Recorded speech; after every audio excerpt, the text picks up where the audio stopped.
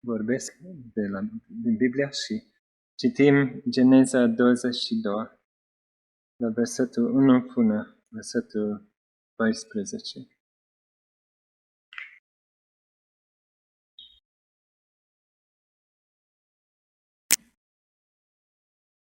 Geneza 22.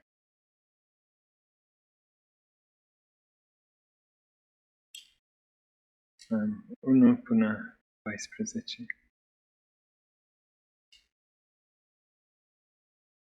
Geneza, capitolul 22, 1 la 14. Jertfirea lui Isaac. După aceste lucruri, Dumnezeu a pus la încercare pe Avram și i-a zis: Avram, iată-ma, a răspuns el. Dumnezeu i-a zis: ia pe fiul tău, pe singurul tău fiu pe care îl iubești, pe Isaac, du-te în țara Moria și adu-l ardere de tot acolo pe un munte pe care ți-l.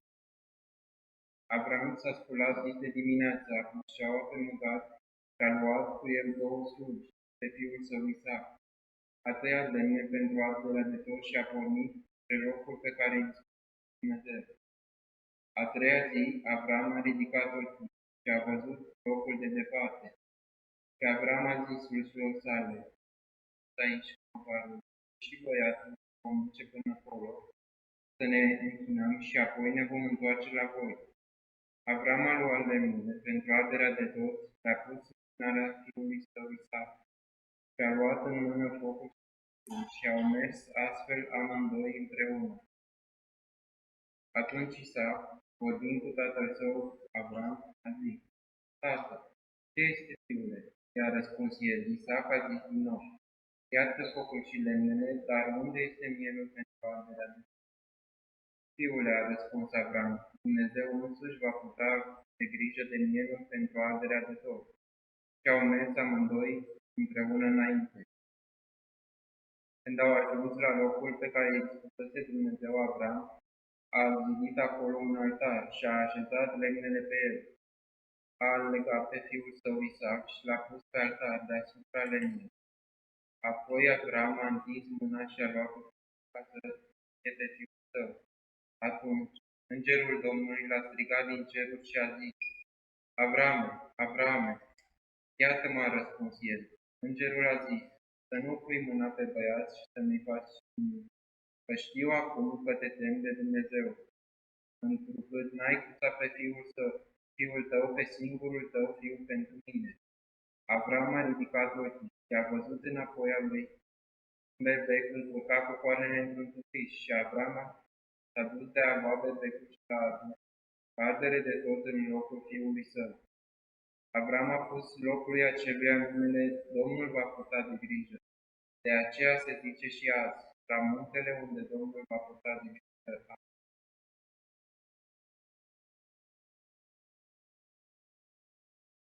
At this time, Abraham faced a very difficult test. În acest moment, Avram a fost supus la un test foarte dificil pentru el. Have you ever had a test which you didn't feel prepared for? Ați avut vreodată un test, o încercare pentru care nu erați pregătit? Perhaps an exam which you hadn't revised for?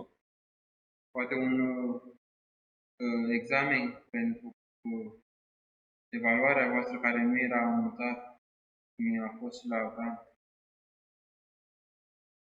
Sometimes we face challenges which shock us and surprise us. Câteodată întâmpinăm încercări pe care nu eram pregătiți, extremul de încercare. And first this evening, we see a terrifying test. Și în primul rând vedem în această seară un test foarte grozitor pentru Avram.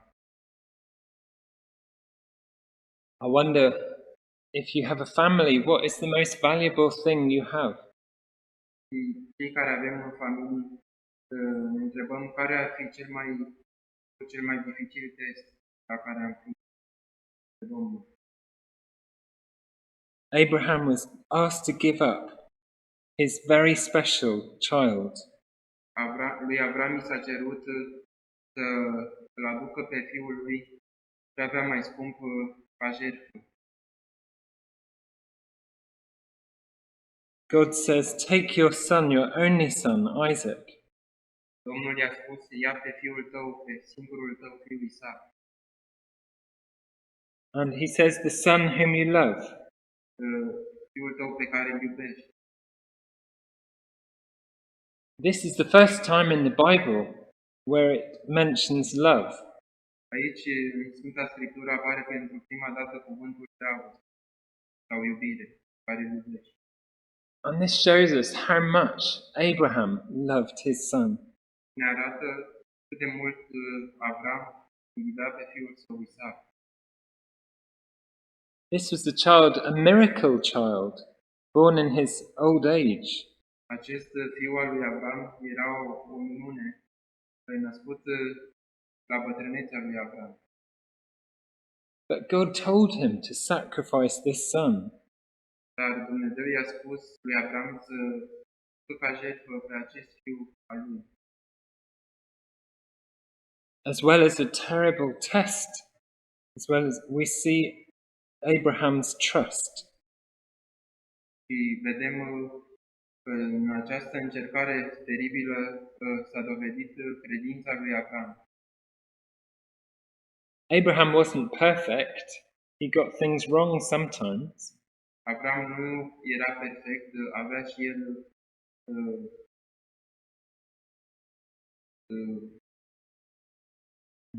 He also sinned sometimes. câteodată cădea în greșeală, în păcat, avea defecte ca și om. But here he trusted God even when it was so difficult. Dar în această situație, el a ascultat de Dumnezeu chiar dacă avea un test al credinței foarte dificil. He was ready to offer the one who was so precious to him. El a fost gata să aducă ca jertfă pe fiul lui care era atât de prețios pentru el. And the reason was because he trusted God's promises. So Okay?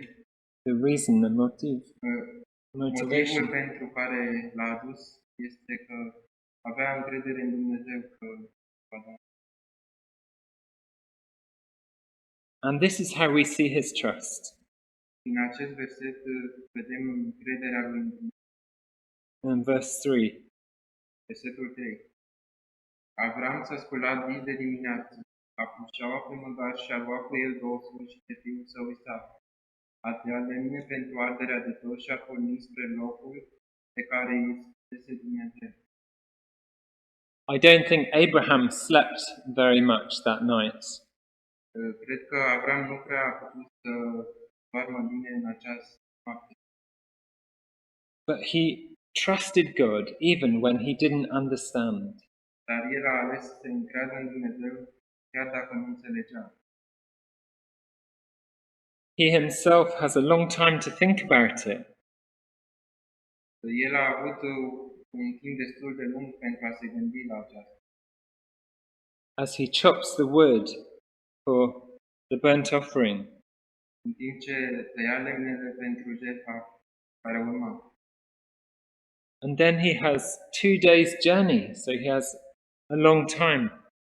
Și călătoria lui a durat 2 zile care a fost destul de mult timp To think about what he was asked to do. pentru a se gândi la ce urma să facă. And it was something which they had to do alone. Și sunt lucruri care trebuie să le învățăm să facem singuri. As verse 5 says. Versetul 5. Și Avram a zis slugilor sale, rămâneți aici cu măgarul, eu și băiatul ne vom duce până acolo, să ne închinăm și apoi ne vom întoarce la voi. So the others had to stay. Vedem că slugile au trebuit să rămână pe loc. And they went alone. They went singly, they went on Și their ei au own. mers mai departe singuri. Avram și Isaac. But here we see as well Abraham's faith. Dar vedem de asemenea credința lui Avram.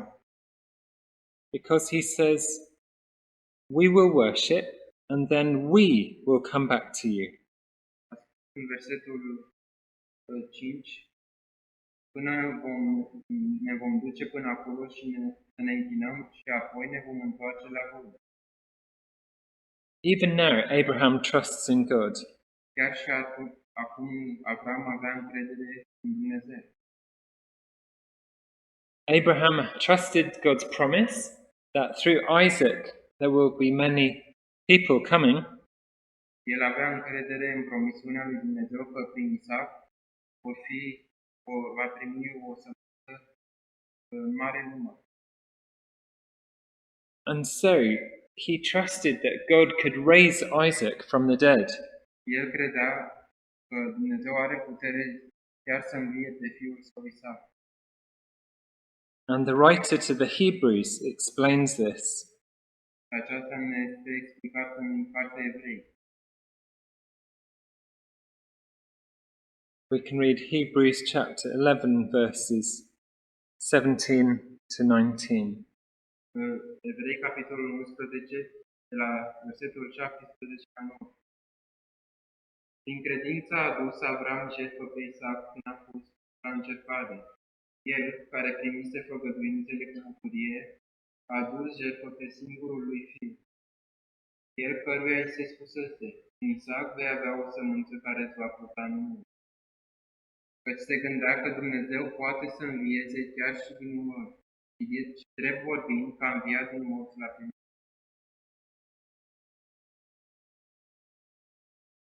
Abraham was confident that God could bring Isaac back even from the dead. Avram avea de plină încredere în Dumnezeu că Dumnezeu putea să-l aducă la viață ca și din morți pe fiul său Isaac. He didn't know how God would do it, but El nu știa cum va lucra Dumnezeu, cum va face, he knew that God would do it. dar știa că Dumnezeu va lucra, va purta de grijă. There is this sad question which Isaac asks. Sunt câteva întrebări pe care le pune Isaac. And he says, the fire and the wood are here, but where is the animal for the sacrifice? Versetul 7. Iată focul și lemnele, dar unde este mielul pe arderea de tot? And Abraham replies in verse 8, God himself will provide the lamb for the burnt offering, my son. Versetul 8. Fiul a răspuns Avram, Dumnezeu însă va purta de grijă de mielul pentru arderea de tot. So they reach the place, and Abraham prepares the wood and ties his son down. Ei au ajuns la locul pe care îl spusese Dumnezeu, versetul 9, și Avram a zidit acolo un altar, a așezat lemnele pe el, a legat pe fiul Isaac și l-a pus pe altar deasupra lemnelor. And he reaches out his hand to take the knife. Apoi Avram a întins mâna și a luat cuțitul. But the angel of the Lord cried to him from heaven, Abraham, Abraham. Dar îngerul Domnului l-a strigat din cer și i-a zis, Avrame, Avrame. And sometimes this is what God does. He waits till the last minute until he answers our desire. Așa lucrează Dumnezeu, așteaptă până în ultimul moment că El va hotărî să răspundă dorințelor noastre, rugăciunilor noastre. Sometimes this is what happens. Câteodată astfel se întâmplă și în viața. We want God to give us everything now. Noi vrem ca Dumnezeu să ne dea ce am cerut chiar acum. But God knows what is the right time. Dar Dumnezeu știe, cunoaște care este timpul cel mai bun. And God says, now I know that you fear God, because you have not withheld from me your son, your only son. Și în versetul 12, îngerul Domnului a zis, nu pui mâna pe băiat să nu-i faci nimic, căci știu acum că te temi de Dumnezeu întrucât N-ai cruțat pe fiul tău, pe singurul tău fiu pentru Abraham didn't just talk about faith, Avram nu a doar a vorbit despre credință, but he put his faith into action. dar a pus credința în aplicare. He was ready to obey God's commands, El a fost gata să asculte porunca lui Dumnezeu, whatever happened. orice s-ar fi întâmplat. The Apostle James wrote to people who thought that faith was just something in your head. Apostolul Iacov spune că credința adevărată nu este doar ce crezi în mintea ta, But it had to be shown, just as a tree shows its fruit. dar trebuie să se arate ca un rod pe care îl aduce un pom. Adică să dovedim cu fapte credința din inimă. So we read these words in James chapter 2, Citim aceste cuvinte din epistola lui Iacov, capitolul 2,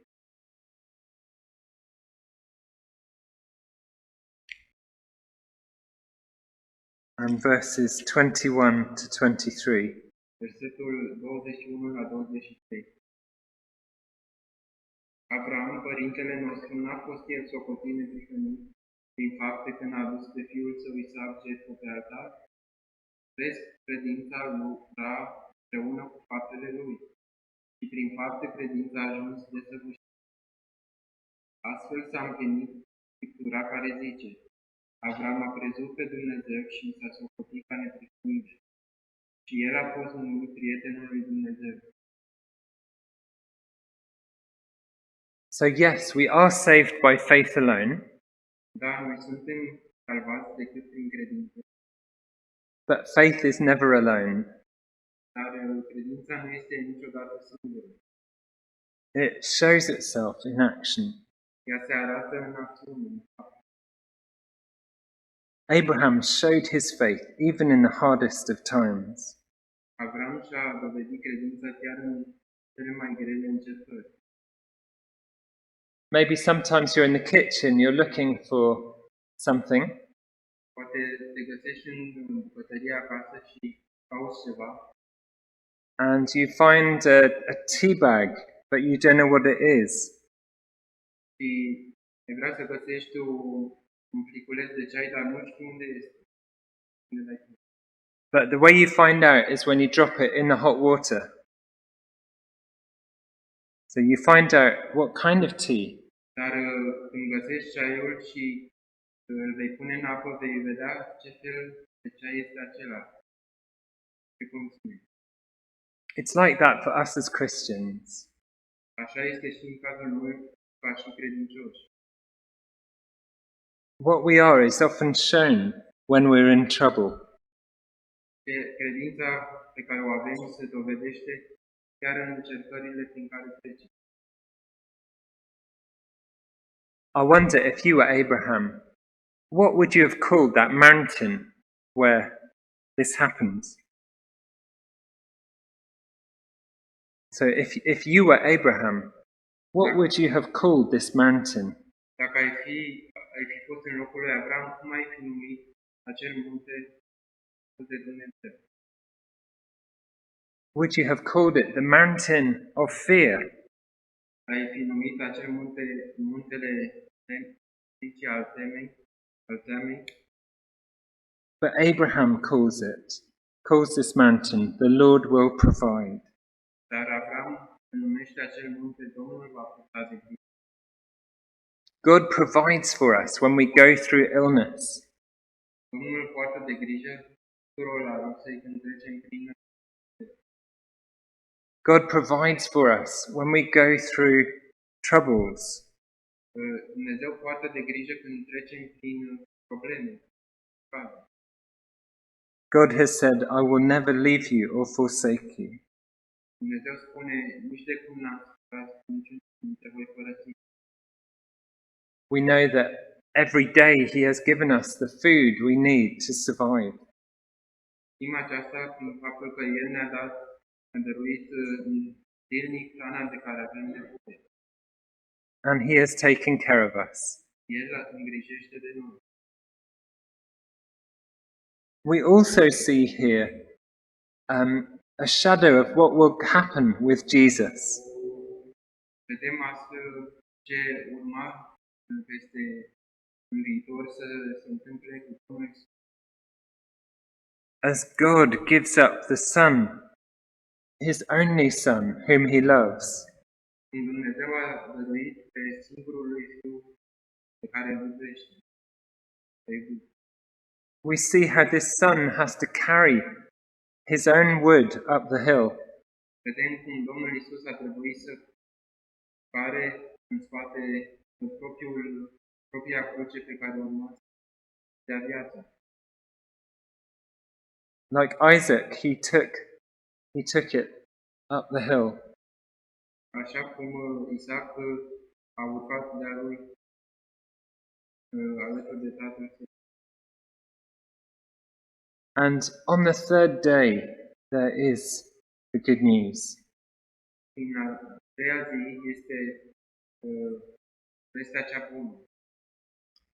For Jesus, it was much harder than for Isaac. Pentru Domnul Iisus a fost mult mai greu decât a fost pentru Isaac. Jesus knew so far beforehand what was going to happen to him.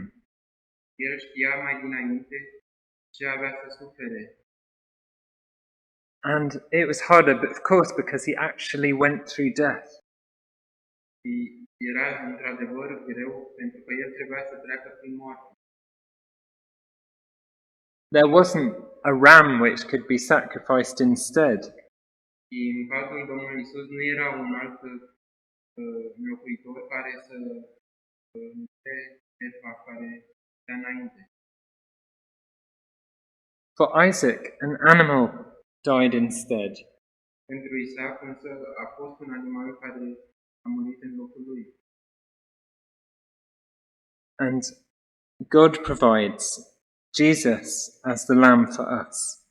Dumnezeu a purtat de grijă ca Domnul Iisus, Fiul Preadis, să fie Fiul locuitor în locul nostru, pentru noi. So now we can say to God, "Now I know that you love me, because you have not withheld your Son, your only Son, from me." Putem spune că, da, acum, Doamne, știu că mă iubești pentru că ai dat pe singurul Tău Fiu preubit pentru mine. The mountain where Jesus died was in the same region where Isaac nearly died. Și muntele despre care i-a vorbit Dumnezeu este în aceeași regiune în care a fost Domnul. And for us, we can say, this mountain is called the Lord will provide. Pentru noi, acest munte este denumit la fel ca muntele unde Domnul a purtat de grijă, va purta de grijă. He provides for us so that we don't have to face God's anger. Dumnezeu Tatăl a purtat de grijă ca noi să nu suferim pedeapsa, mânia Lui pentru păcate. And through him, all nations are blessed. Prin El, Domnul Iisus, toate națiunile, toate neamurile pământului sunt binecuvântate. And the promise to Abraham is fulfilled. Și promisiunea făcută lui Abraham este împlinită. As Romans tells us, the book of Romans, Cartea Roman ne spune mai departe.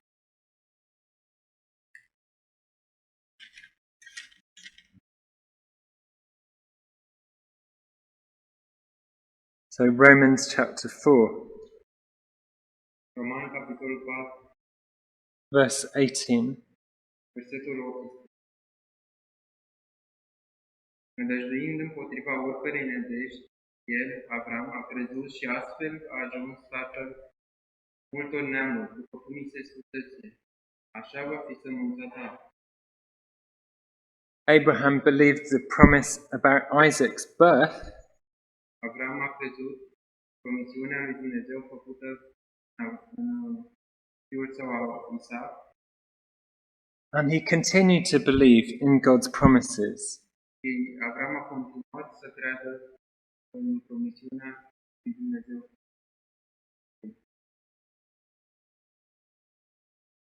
Does anyone know how old was Isaac when he died? E cineva câți ani avea Isaac când a murit? He was 180 years old, it says in Genesis. Era în vârstă de 180 de ani când Isaac a murit. He had many years to tell people what had happened. El avea multe povestească ce i s-a întâmplat în viață. God is faithful, even through the hardest tests and exams. Dumnezeu rămâne credincios chiar în cele mai grele încercări și teste. And if he did not spare his own son, Dacă nu a putea chiar pe singurul lui fiu, how will he not also give us everything we need? nu ne va da împreună cu el tot? As Romans says, Romans chapter 8. Așa cum spune Romani, capitolul 8. So our response, let us be ready to obey God, even when it is costly for us. Și haideți ca și noi să fim Avram ascultători, chiar dacă prețul este mare. Let us thank God that he is always with us.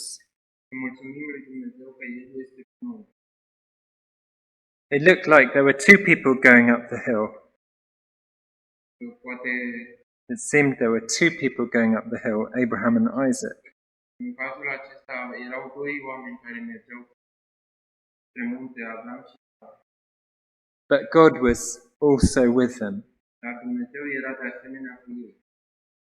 And he is with us too as we face trials, as we face troubles. Și Domnul este cu noi de asemenea atunci când întâmpinăm încercări sau probleme. To him be the glory forever. A Lui să fie gloria în veci. Amen.